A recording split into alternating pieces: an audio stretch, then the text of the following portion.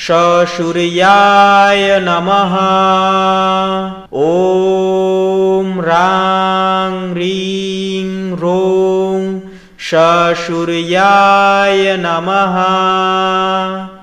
ॐ रां ह्रीं ह्रों ससूर्याय नमः। ॐ रां ह्रीं ह्रों ससूर्याय नमः। ॐ रां ह्रीं ह्रों ससूर्याय नमः।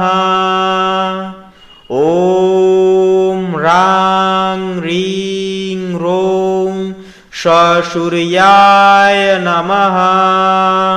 ॐ रां ह्रीं ह्रों ससूर्याय नमः। ॐ रां ह्रीं ह्रों ससूर्याय नमः। ॐ रां ह्रीं ह्रों ससूर्याय नमः। ॐ रां ह्रीं ह्रों ससूर्याय नमः। ॐ रां ह्रीं ह्रों ससूर्याय नमः। ॐ रां ह्रीं ह्रों ससूर्याय नमः। ॐ रां ह्रीं ह्रों ससूर्याय नमः। ॐ रां ह्रीं ह्रों ससूर्याय नमः। ॐ रां ह्रीं ह्रों ससूर्याय नमः। ॐ रां ह्रीं ह्रों ससूर्याय नमः। ॐ रां ह्रीं ह्रों ससूर्याय नमः। ॐ रां ह्रीं ह्रों ससूर्याय नमः।